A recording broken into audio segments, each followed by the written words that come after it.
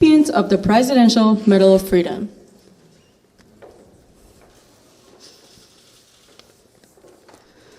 Kareem Abdul-Jabbar.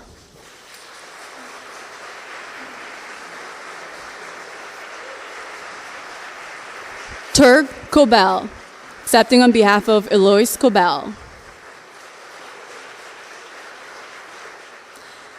Ellen DeGeneres.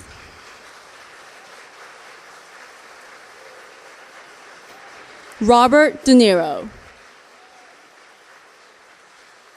Richard Garwin.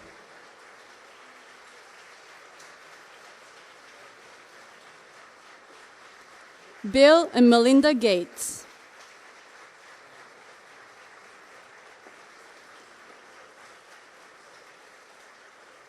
Frank Gehry.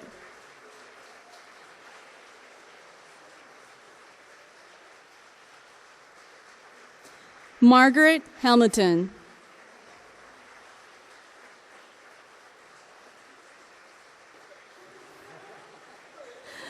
Tom Hanks.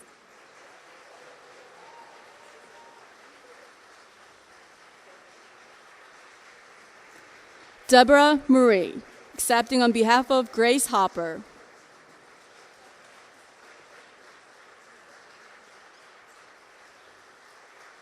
Michael Jordan.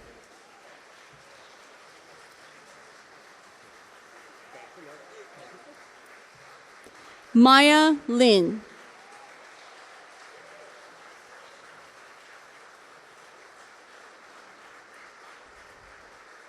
Lorne Michaels.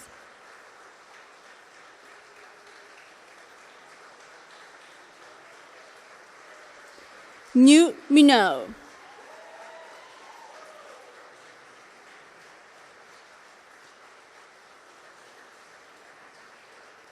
Eduardo Padron.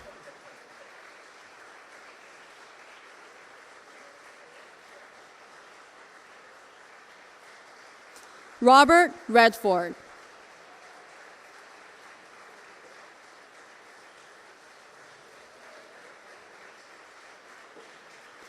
Diana Ross.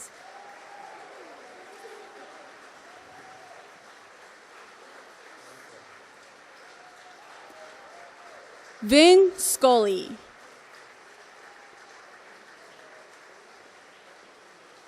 Bruce Springsteen.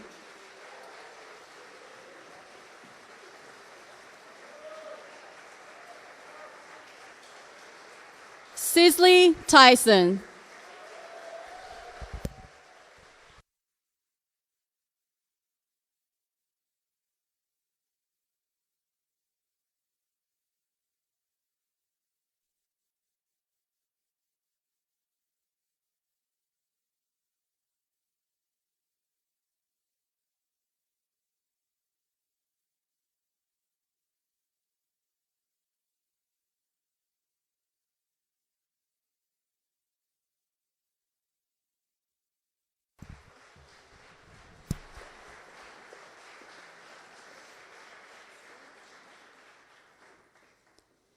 Ladies and gentlemen, the Vice President of the United States.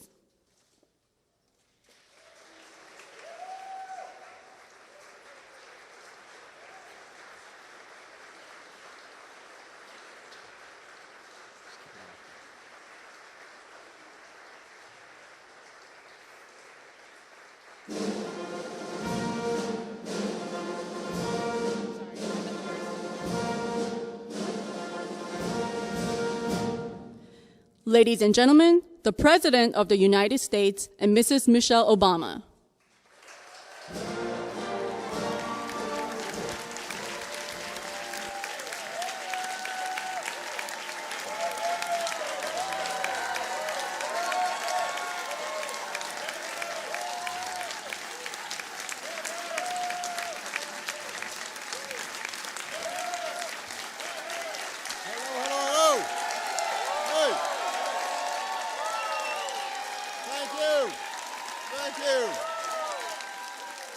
Thank you so much. Thank you. Everybody, please have a seat. We got some work to do here. This is not all fun and games. Welcome to the White House, everybody. Today we celebrate extraordinary Americans who have lifted our spirits, strengthened our union, pushed us towards progress. I always love doing this event, but this is a particularly impressive class. We've got innovators and artists, public servants, rabble-rousers, athletes, renowned character actors, like the guy from Space Jam.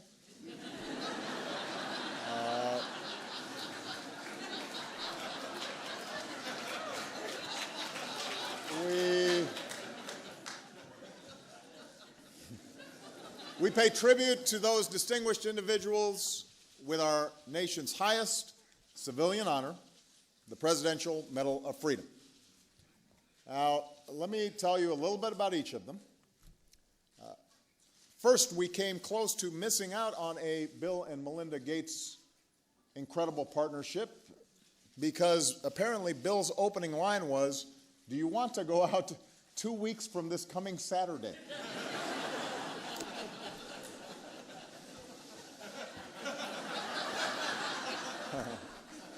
I mean, he was good with computers, but you know. Fortunately, Melinda believes in second chances, and the world is better for it. For 2 decades, the Gates Foundation has worked to provide life-saving medical care to millions, boosting clean water supplies, improving education for our children, rallying aggressive international action on climate change, cutting childhood mortality in half. The list could go on. These two have donated more money to charitable causes than anyone ever. Many years ago, Melinda's mom told her an old saying, "To know that even one life has breathed easier because you lived, that is success." By this and just about any other measure, few in human history have been more successful than these two impatient optimists. Frank Gehry has never let popular acclaim reverse his impulse to defy convention. "I was an outsider from the beginning," he says, "so for better or worse, I thrived on it." The child of poor Jewish immigrants, Frank grew up in Los Angeles, and throughout his life he embraced the spirit of a city defined by an open horizon. He spent his life rethinking shapes and mediums, seemingly the force of gravity itself, the idea of what architecture could be. He decided to upend, constantly repurposing every material available from titanium to paper towel tube. He's inspiring our next generation through his advocacy for arts education in our schools. From the Guggenheim to Bilbao to Chicago's Millennium Park, our hometown, to his home in Santa Monica, which I understand caused some consternation among his neighbors. Frank's work teaches us that while buildings may be sturdy and fixed to the ground, like all great art, they can lift our spirits, they can soar and broaden our horizons. When an undergraduate from rural Appalachia first set foot on the National Mall many years ago, she was trying to figure out a way to show that war is not just a victory or a loss, but about individual lives. She considered how the landscape might shape that message, rather than the other way around. The project that Maya Lin designed for her college class earned her a B+ and a permanent place in American history. So, all of you B+ students out there, the Vietnam Veterans Memorial has changed the way we think about monuments, but also about how we think about sacrifice and patriotism and ourselves.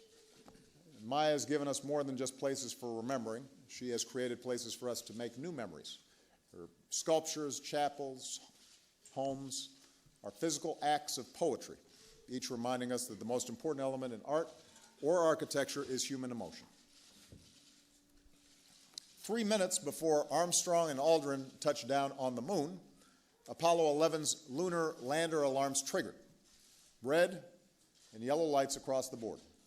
Our astronauts didn't have much time, but thankfully they had Margaret Hamilton, a young MIT scientist and a working mom in the 60s.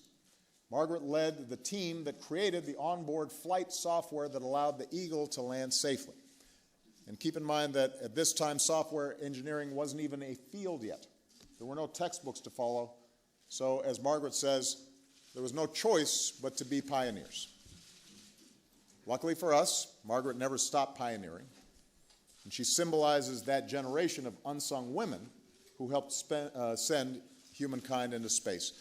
Her software architecture echoes in countless technologies today, and her example speaks of the American spirit of discovery that exists in every little girl and little boy who know that somehow to look beyond the heavens is to look deep within ourselves and to figure out just what is possible. If right is flight and Edison is light, then Hopper is code. Born in 1906, Rear Admiral Grace Murray Hopper followed her mother into mathematics, earned her PhD from Yale, and set out on a long and storied career. At age 37, and a full 15 pounds below military guidelines, the gutsy and colorful Grace joined the Navy and was sent to work on one of the first computers, Harvard's Mark I. She saw beyond the boundaries of the possible and invented the first compiler, which allowed programs to be written in regular language and then translated for computers to understand. While the women who pioneered software were often overlooked, the most prestigious award for young computer scientists now bear her name. From cell phones to cyber command, we can thank Grace Hopper for opening programming to millions more people, helping to usher in the information age and profoundly shaping our digital world. Speaking of really smart people, in the summer of 1950, a young University of Chicago physicist found himself at Los Alamos National Laboratory. Dick Garwin was there, he said, because Chicago paid its faculty for 9 months, but his family ate for 12. So by the next summer, Dick had helped create the hydrogen bomb.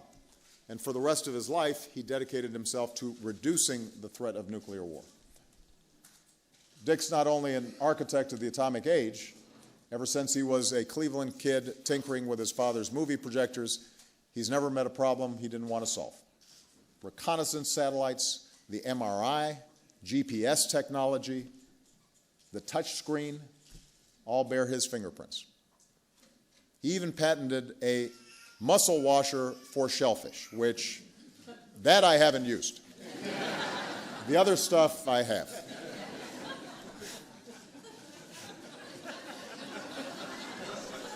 Where is he? Okay. Dick has advised nearly every president since Eisenhower, often rather bluntly. Enrico Fermi, also a pretty smart guy, is said to have called Dick the only true genius he ever met. I do want to see this muscle washer. Along with these scientists, artists, and thinkers, we also honor those who have shaped our culture from the stage and the screen. In her long and extraordinary career, Cicely Tyson has not only exceeded as an actor, she has shaped the course of history. Cicely was never the likeliest of Hollywood stars. The daughter of immigrants from the West Indies, she was raised by a hardworking and religious mother who cleaned houses and forbade her children to attend the movies. But once she got her education and broke into the business, Cicely made a conscious decision not just to say lines, but to speak out. I would not accept roles, she said, unless they projected us, particularly women, in a realistic light and dealt with us as human beings. And from Sounder to The Trip to Bountiful to the autobiography of Miss Jane Pittman, Cicely's convictions and grace have helped for us to see the dignity of every single beautiful member of the American family. And she's just gorgeous. And yes, she is. In 1973, a critic wrote of Robert De Niro, "This kid doesn't just act, he takes off into the vapors." And it was true. His characters are iconic. A Sicilian father turned New York mobster, a mobster who runs a casino, a mobster who needs therapy, a father-in-law who's scarier than a mobster, Al Capone, a mobster.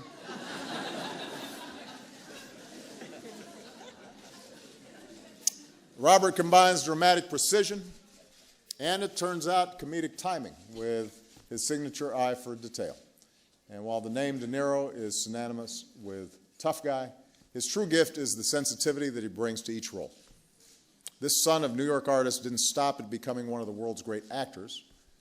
He's also a director, a philanthropist, co-founder of the Tribeca Film Festival. Of his tireless preparation, from learning the saxophone to remaking his body, he once said, "I feel I have to earn the right to play a part." And the result is honest and authentic art that reveals who we really are. In 1976, Lorne Michaels implored the Beatles to reunite on his brand new show. In exchange, he offered them $3,000. And then he told them they could share it equally, or they could give Ringo a smaller cut, which was early proof that Lorne Michaels has a good sense of humor. On Saturday Night Live, he's created a world where a band of no-names become comedy's biggest stars, where our friends the Coneheads and cheerleaders and land sharks and basement deadbeats and motivational speakers and an unfrozen caveman lawyer show up, and Tom Hanks is on Black Jeopardy.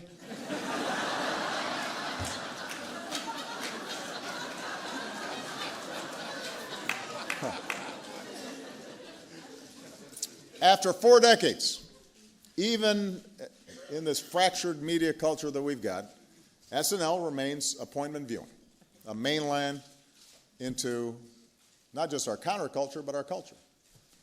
Still a challenge to the powerful, especially folks like me. And yet, even after all these years, Lorne jokes that his tombstone should bear just a single word that's often found in the show's reviews: uneven.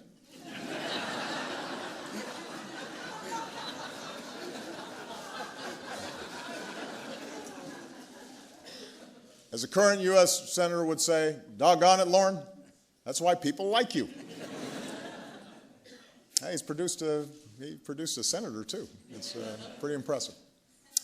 Ellen DeGeneres has a way of making you laugh about something rather than at someone.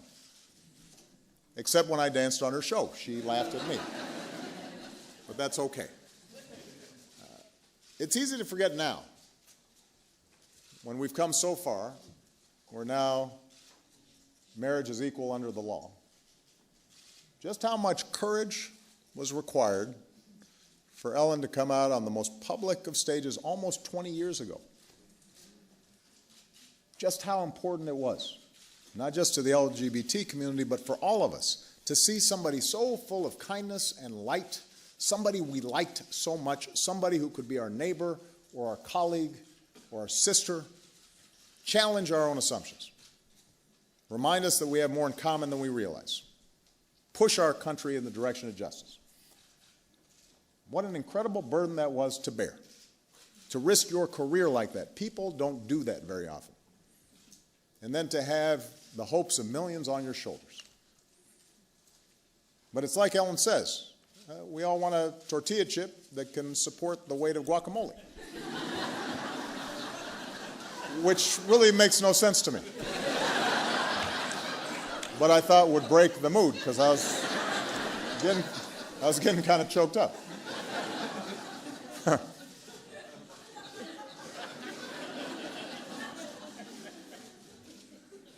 And she did pay a price. We don't remember this. I hadn't remembered it. She did, for a pretty long stretch of time, even in Hollywood.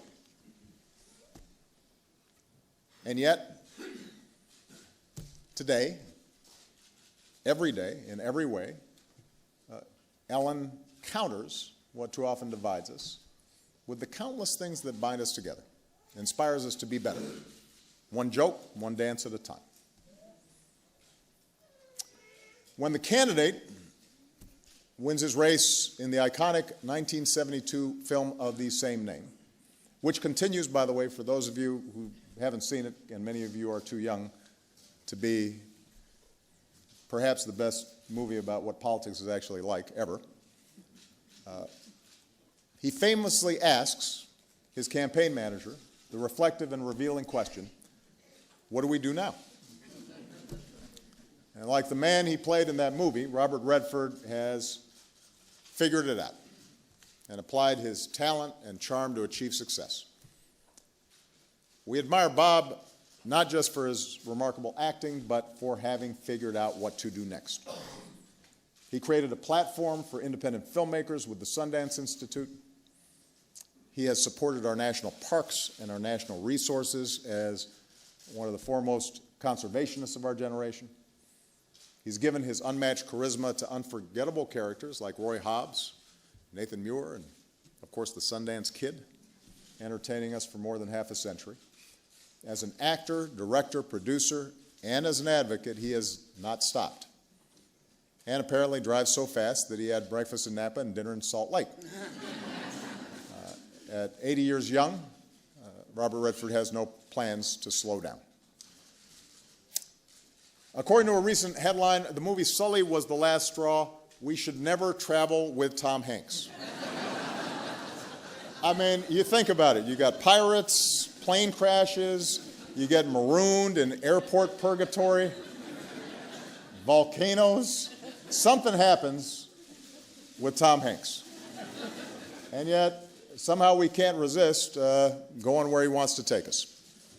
He's been an accidental witness to history, a crusty woman's baseball manager, an everyman who fell in love with Meg Ryan 3 times, made it seem natural to have a volleyball as your best friend. From a Philadelphia courtroom to Normandy's beachheads to the dark side of the moon, he has introduced us to America's unassuming heroes. Tom says he just saw ordinary guys who did the right thing at the right time. Well, it takes one to know one. And America's dad has stood up to cancer with his beloved wife Rita. He's championed our veterans, supported space exploration, and the truth is Tom has always saved his best roles for real life. He is a good man, which is the best title you can have.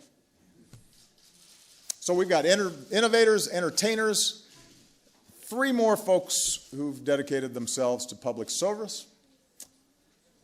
In the early 1960s, thousands of Cuban children fled to America seeking an education they'd never get back home. And one refugee was a 15-year-old named Eduardo Pedron, whose life changed when he enrolled at Miami-Dade College. That decision led to a bachelor's degree, then a master's degree, then a PhD, and then he had a choice. He could go into corporate America or he could give back to his alma mater. And Eduardo made his choice to create more stories just like his. As Miami-Dade's president since 1995, Dr. Pedron has built a dream factory for one of our nation's most diverse student bodies, 165,000 students in all. He is one of the world's preeminent education leaders, thinking out of the box, supporting students throughout their lives, embodying the belief that we're only as great as the doors we open. Eduardo's example is one we can all follow, a champion of those who strive for this same American dream that first drew him to our shores. When Eloise Cobell first filed a lawsuit to recover lands and money for her people, she didn't set out to be a hero. She said, I just wanted to give justice to people that didn't have it. And her lifelong quest to address the mismanagement of American Indian lands, resources, trust funds, wasn't about special treatment, but the equal treatment at the heart of the American promise. She fought for almost 15 years across 3 presidents, 7 trials, 10 appearances before a federal appeals court. All the while, she traveled the country some 40 weeks a year, telling the story of her people. And in the end, this graduate of a one-room schoolhouse became a MacArthur genius.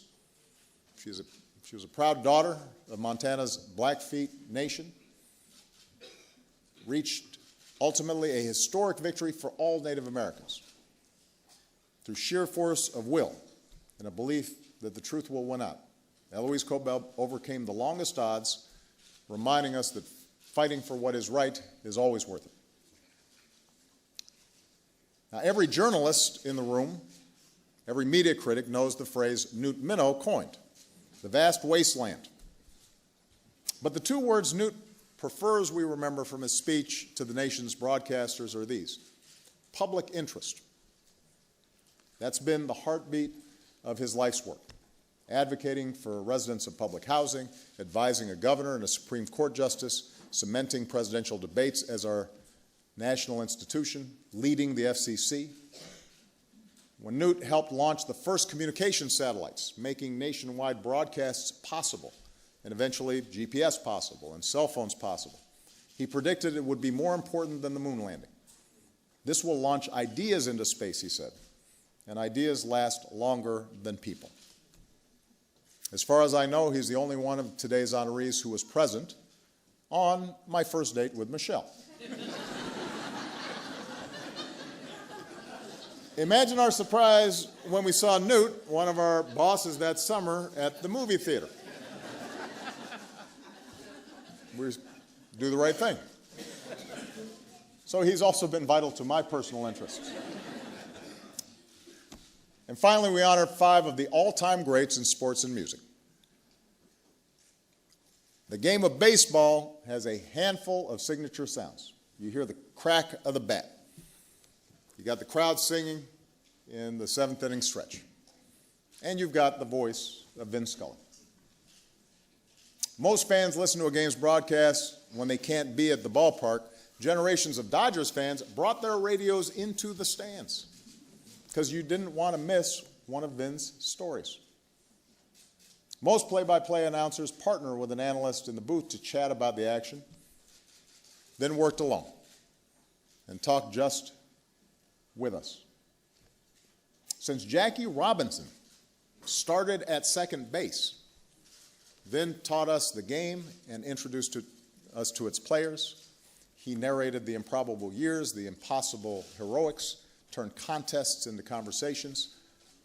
When he heard about this honor, Vin asked with characteristic humility, "Are you sure? I'm just an old baseball announcer." And we had to inform him that to Americans of all ages, you are an old friend. In fact, I thought about him doing all these citations, which would have been very cool, but I thought we shouldn't make him sing for a supper like that. Up next.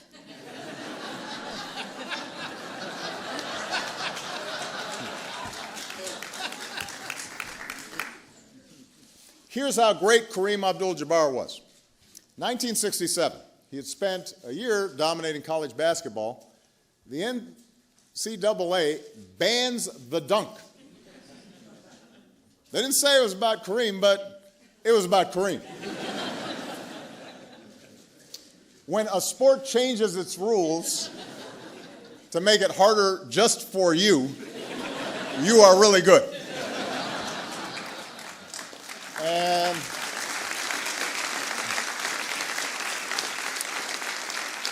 And yet, despite the rule change, he was still the sport's most unstoppable force. It's a title he'd hold for more than 2 decades, winning NBA Finals MVPs a staggering 14 years apart. Bless you. And as a surprisingly similar-looking co-pilot, Roger Murdoch once said in the movie Airplane. I mean, we've got some great actors here. Space Jam, Airplane. He did it all while dragging Walton and Lanier up and down the court for 48 minutes.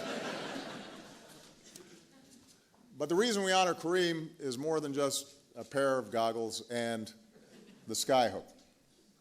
He stood up for his Muslim faith when it wasn't easy and it wasn't popular. He's as comfortable sparring with Bruce Lee as he is advocating on Capitol Hill or writing with extraordinary eloquence about patriotism. Physically, intellectually, spiritually, Kareem is one of a kind, an American who illuminates both our most basic freedoms and our highest aspirations. When he was 5 years old, Michael Jordan nearly cut off his big toe with an axe. Back then, his handles needed a little work. But think, if things had gone differently, Air Jordans might never have taken flight. I mean, you don't want to buy a shoe with like one toe missing. We may never have seen him switch hands in midair against the Lakers, or drop 63 in the Garden, or gut it out in the flu game, or hit the shot 3 different times over Georgetown, over Elo, over Russell. We might not have seen him take on Larry Bird in horse, or lift up the sport globally along with the Dream Team. Yet MJ is still more than those moments, more than just the best player on the 2 greatest teams of all time, the Dream Team and the 1996 Chicago Bulls. He's more than just a logo, more than just an internet meme.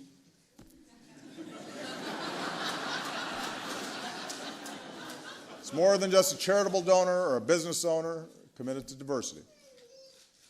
There is a reason you call somebody the Michael Jordan of. Michael Jordan of neurosurgery, or the Michael Jordan of rabbis, or the Michael Jordan of outrigger canoeing. And they know what you're talking about. Because Michael Jordan is the Michael Jordan of greatness. He is the definition of somebody so good at what they do that everybody recognizes it. That's pretty rare. As a child, Diana Ross loved singing and dancing for family friends, but not for free. She was smart enough to pass the hat. And later in Detroit's Brewster housing projects, she met Mary Wilson and Florence Ballard.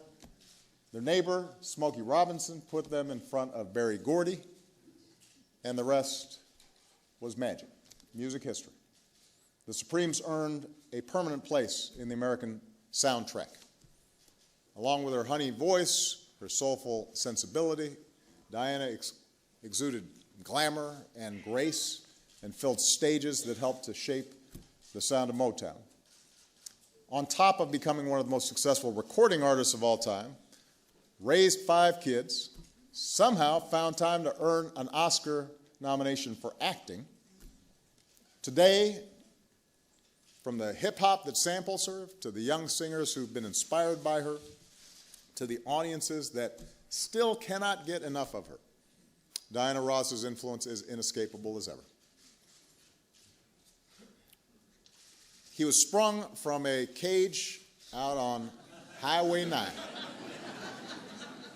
Quiet kid from Jersey, just trying to make sense of the temples of dreams and the mystery that dotted his hometown. Pool halls, bars, girls and cars, altars and assembly lines. And for decades, Bruce Springsteen has brought us all along on a journey consumed with the bargains between ambition and injustice and pleasure and pain, the simple glories and scattered heartbreak of everyday life in America. To create one of his biggest hits, he once said, "I wanted to craft a record that sounded like the last record on earth, the last one you'd ever need to hear, one glorious noise, then the apocalypse." Every restless kid in America was given a story, born to run. He didn't stop there. Once he told us about himself, he told us about everybody else. Steel worker in Youngstown, the Vietnam vet and Born to Run, born in the USA, the sick and marginalized on the streets of Philadelphia, the firefighter carrying the weight of a reeling but resilient nation on the rising, the young soldier reckoning with devils and dust in Iraq, the communities knocked down by recklessness and greed in the wrecking ball.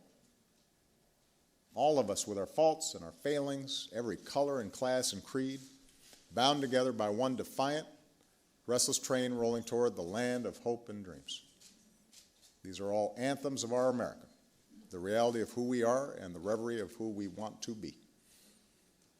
The hallmark of a rock and roll band, Bruce Springsteen once said, is that the narrative you tell together is bigger than anyone could have told on your own.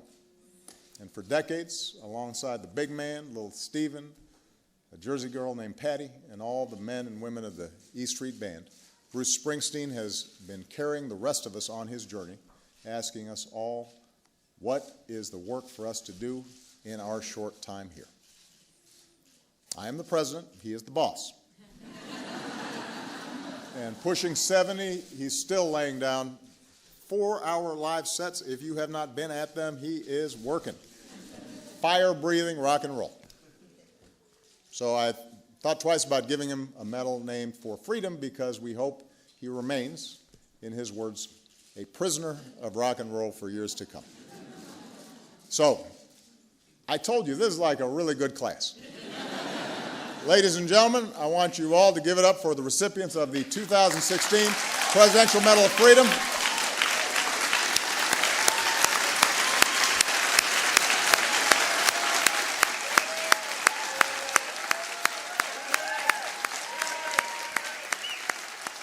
It is a good group. All right.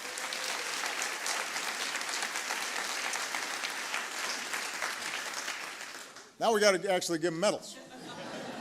So please be patient. We are going to have my military aide read the citations. Each one of them will come up and receive the medals, and then we'll wrap up the program. Okay? Let's hit it. Kareem Abdul-Jabbar. This one's going to be fun.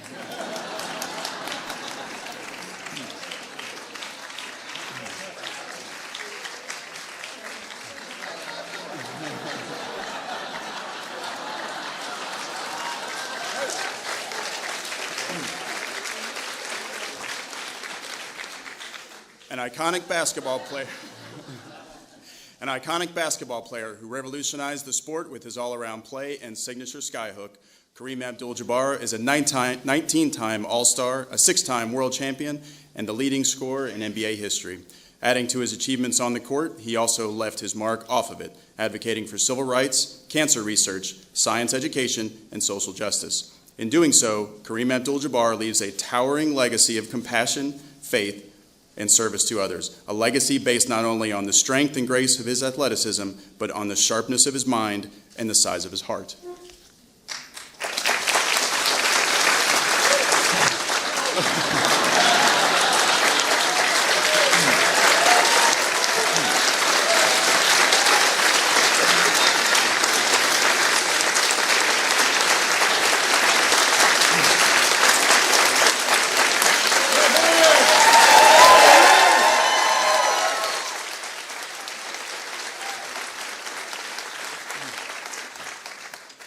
Turk Cobell, accepting on behalf of his mother, Eloise C. Cobell, Yellowbird Woman.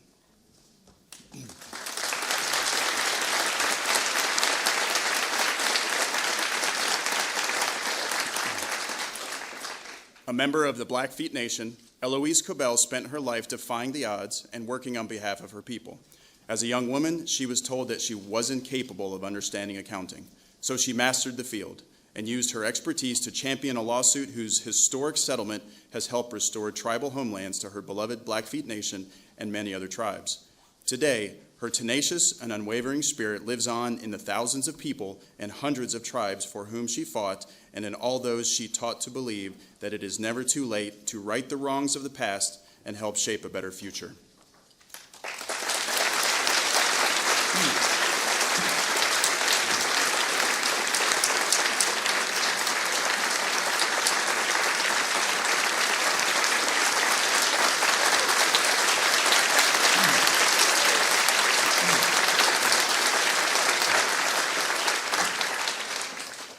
Ellen DeGeneres.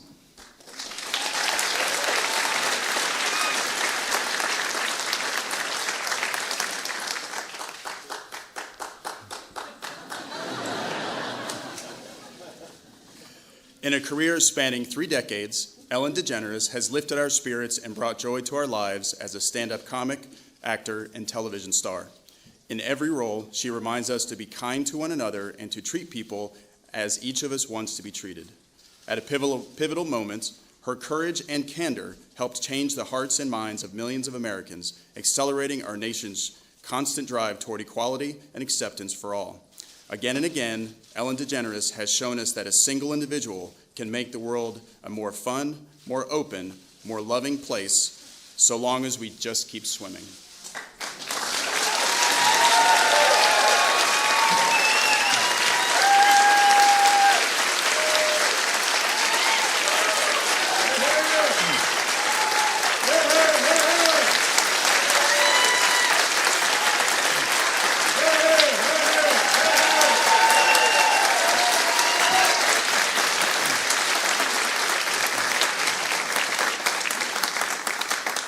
Robert De Niro.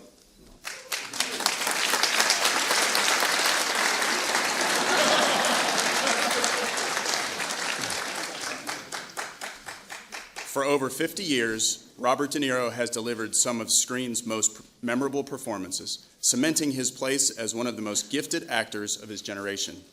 From The Godfather Part 2 and The Deer Hunter to Midnight Run and Heat, his work is legendary for its range and depth. Relentlessly committed to his craft, De Niro embodies his characters, creating rich, nuanced portraits that reflect the heart of the human experience. Regardless of genre or era, Robert De Niro continues to demonstrate that extraordinary skill that has made him one of America's most revered and influential artists.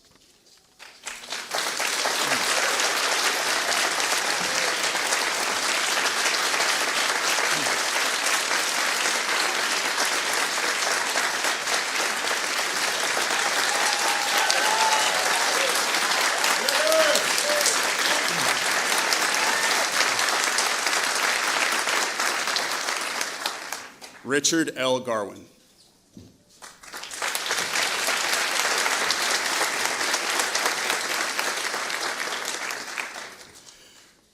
One of the most renowned scientific and engineering minds of our time, Dr. Richard Garwin has always answered the call to help solve society's most challenging problems.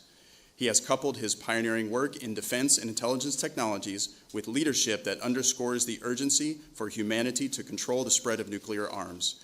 Through his advice to Republican and Democratic administrations dating to President Eisenhower, his contributions in fundamental research, and his inventions that power technologies that drive our modern world, Richard Garwin has contributed not only to this nation's security and prosperity, but to the quality of life for people all over the world.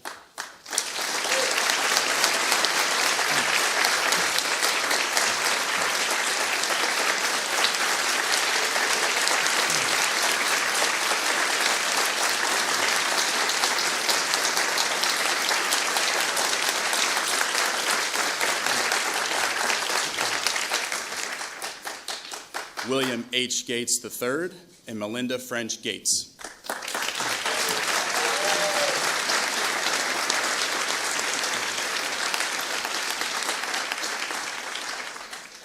Few people have had the profound global impact of Bill and Melinda Gates.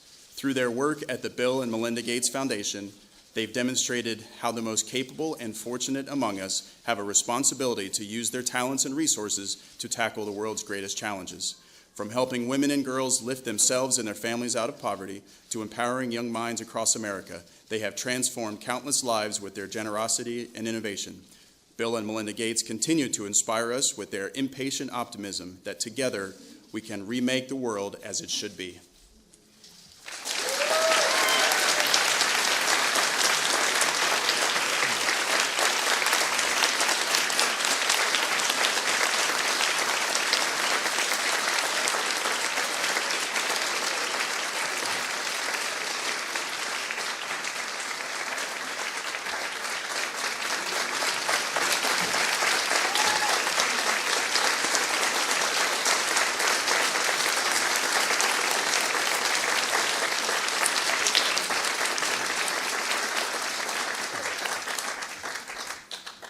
Frank Gehry.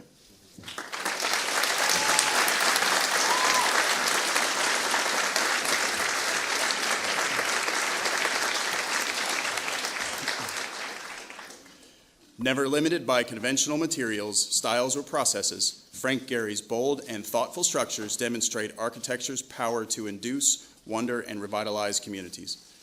A creative mind from an early age, he began his career by building imaginary homes and cities with scrap material from his grandfather's hardware store. Since then, his work continues to strike a balance between experimentation and functionality, resulting in some of the 20th century's most iconic buildings. From his pioneering use of technology to the dozens of awe-inspiring sites that bear his signature style, to his public service as a citizen artist through his work with Turnaround Arts, Frank Gehry has proven himself an exemplar scholar of American innovation.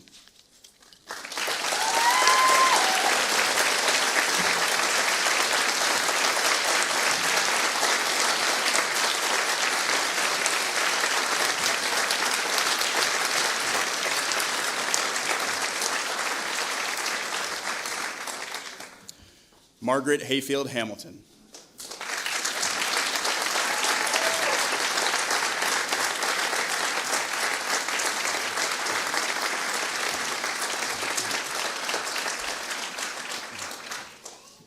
A pioneer in technology, Margaret Hamilton defined new forms of software engineering and helped launch an industry that would forever change human history. Her software architecture led to giant leaps for humankind, writing the code that helped America set foot on the moon. She broke barriers in founding her own software businesses, revolutionizing an industry and inspiring countless women to participate in STEM fields. Her love of exploration and innovation are the source code of the American spirit, and her genius has inspired generations to reach for the stars.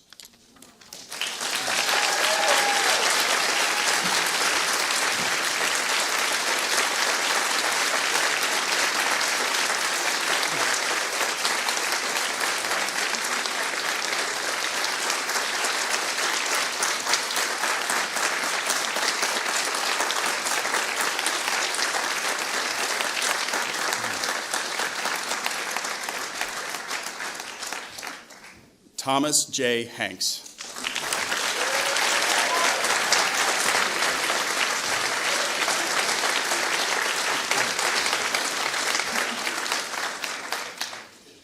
Throughout a distinguished film career, Tom Hanks has revealed the character of America as well as his own, portraying war heroes, an astronaut, a ship captain, a cartoon cowboy, a young man growing up too fast, and dozens of others. He's allowed us to see ourselves, not only as we are, but as we aspire to be.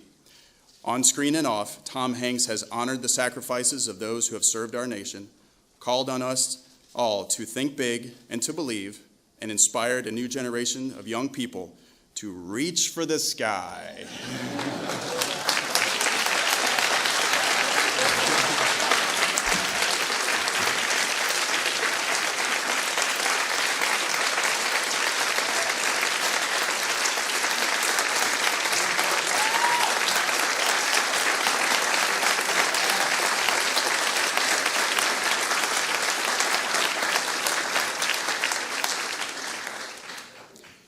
Deborah Murray, accepting on behalf of her great-aunt, Grace Murray Hopper.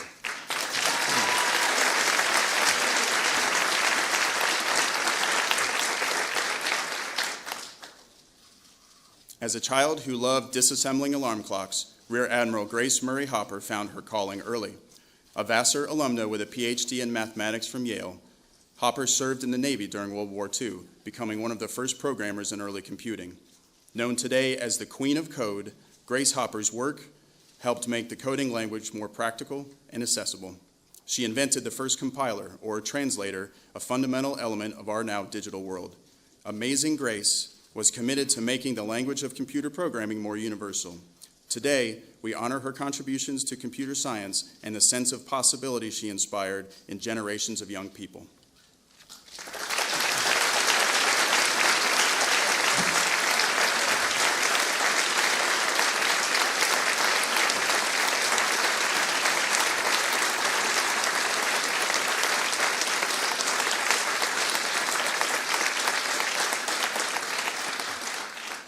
Michael J. Jordan.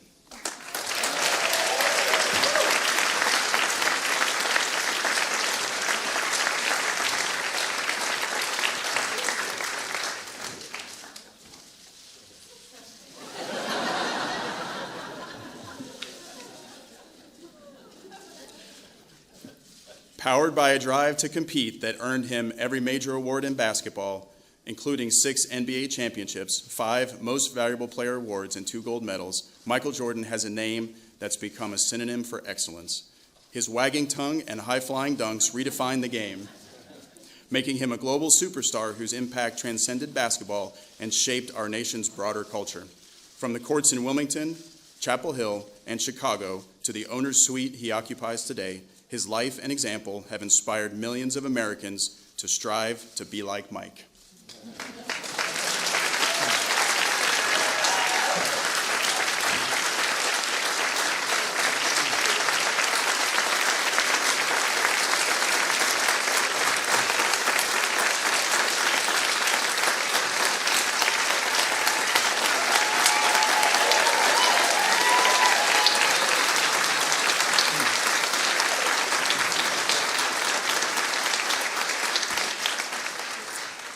Maya Y. Lin.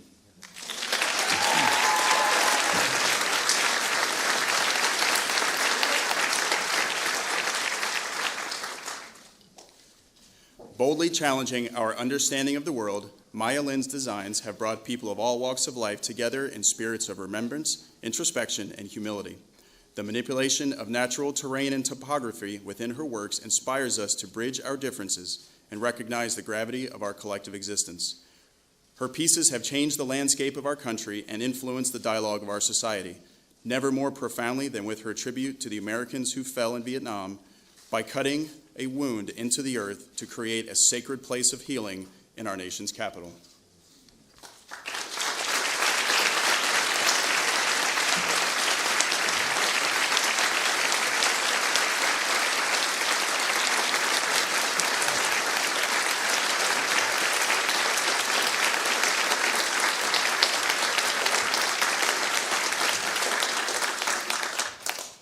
Lauren Michaels.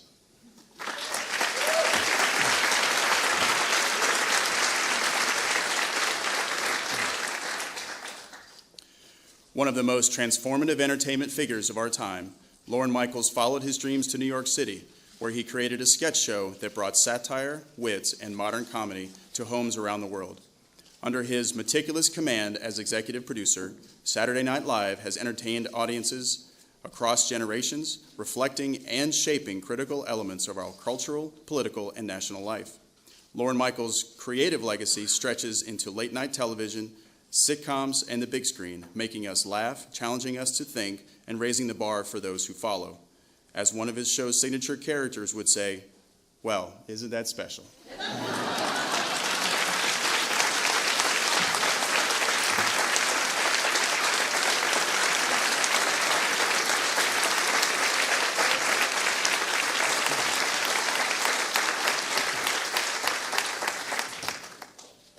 Newton N. Minow.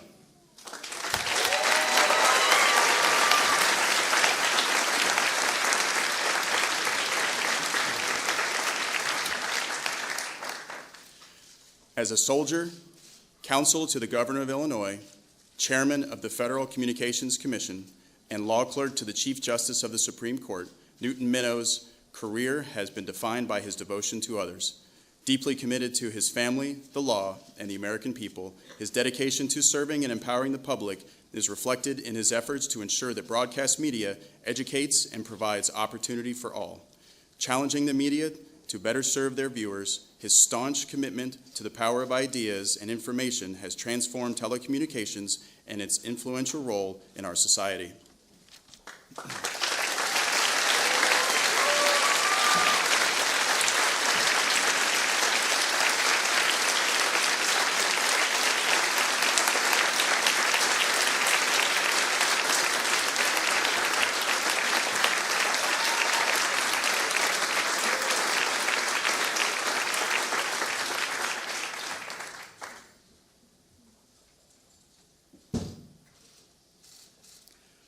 Dr. Eduardo J. Padron.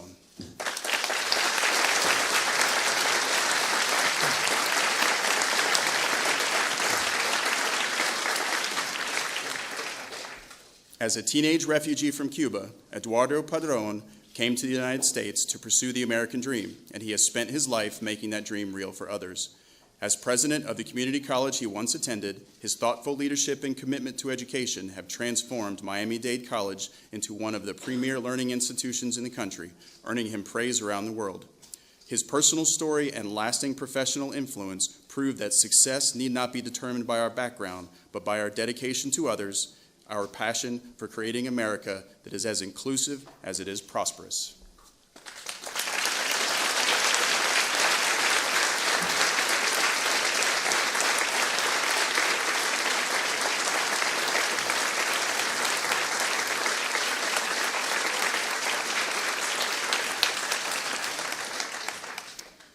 Robert Redford.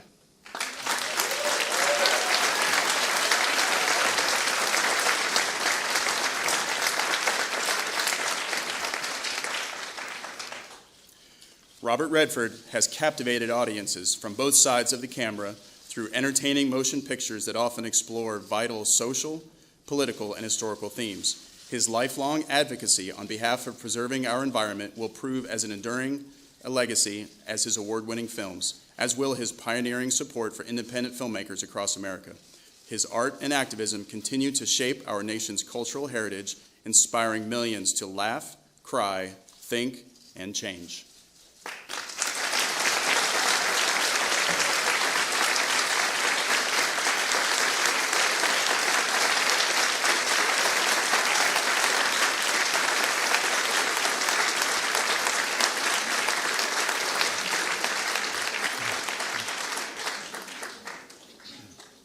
Diana Ross.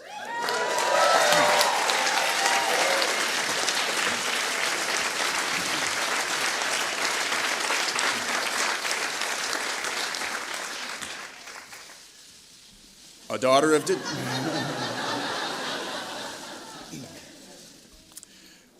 Detroit, Diana Ross helped create the sound of Motown with her iconic voice. From her groundbreaking work with the Supremes to a solo career that has spanned decades, she has influenced generations of young artists and shaped our nation's musical landscape.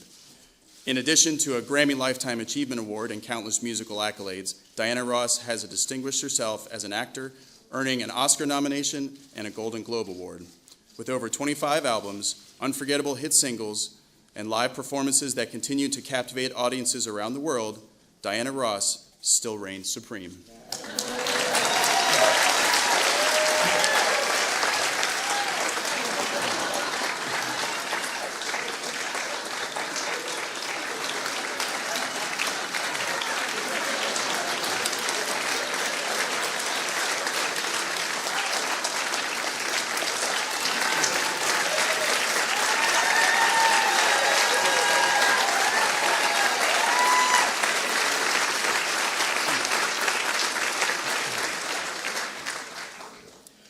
Next up, Vin Scully.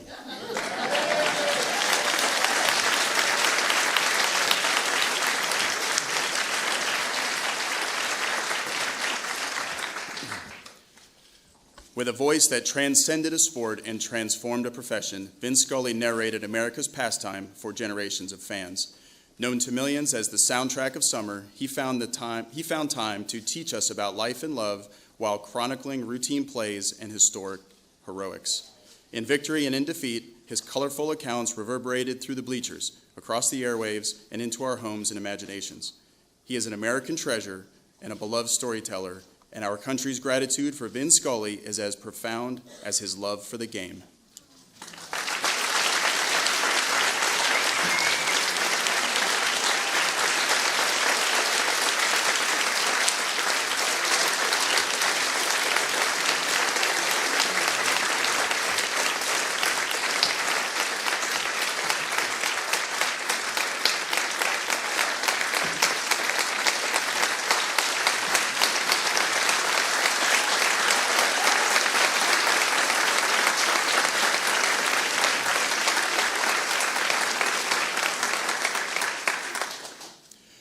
Bruce F. Springsteen.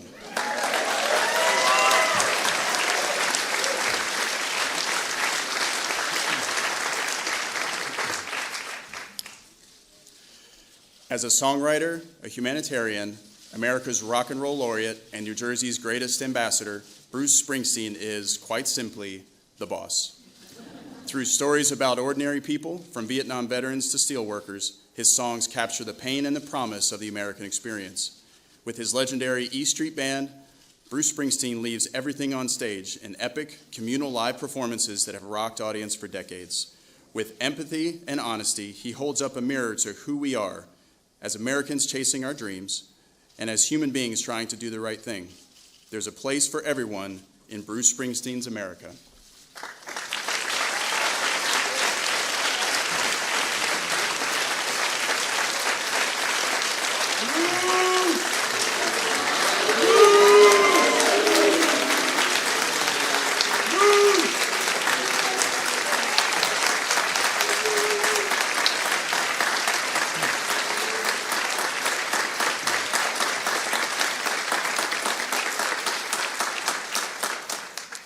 Cicely Tyson.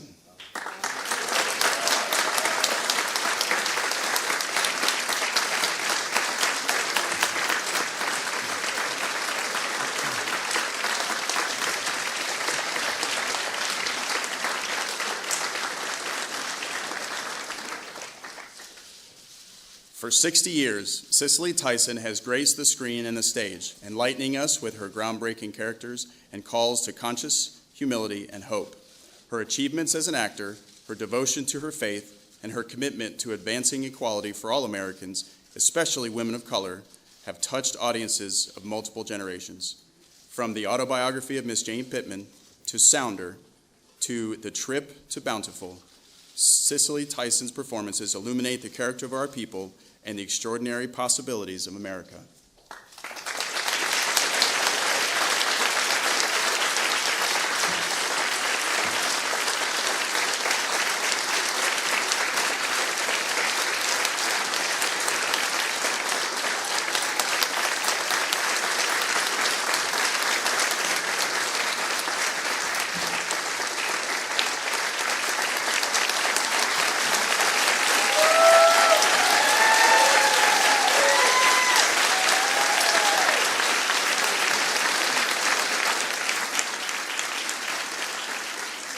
So, just on a personal note, part of the reason that these events are so special to me is because everybody on this stage has touched me in a very powerful personal way, in ways that they probably couldn't imagine. Whether it was having been inspired by a song or a game or a story or a film or a monument, or in the case of Newt Minow, introducing me to Michelle. These are folks who have helped make me who I am and think about my presidency. And what also makes it special is this is America. And it's useful when you think about this incredible collection of people to realize that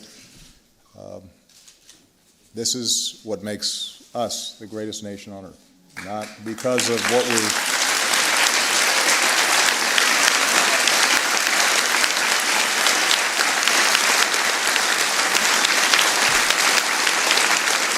Not because of our differences, but because in our difference we find something common to share. And what a glorious thing that is. What a great gift that is to America. So, I want all of you to enjoy the wonderful reception that will be taking place afterwards. Michelle and I have to get back to work, unfortunately. But I hear the food is pretty good. And I would like all of you to give one big rousing round of applause to our 2016 honorees for the Presidential Medal of Freedom. Give it up.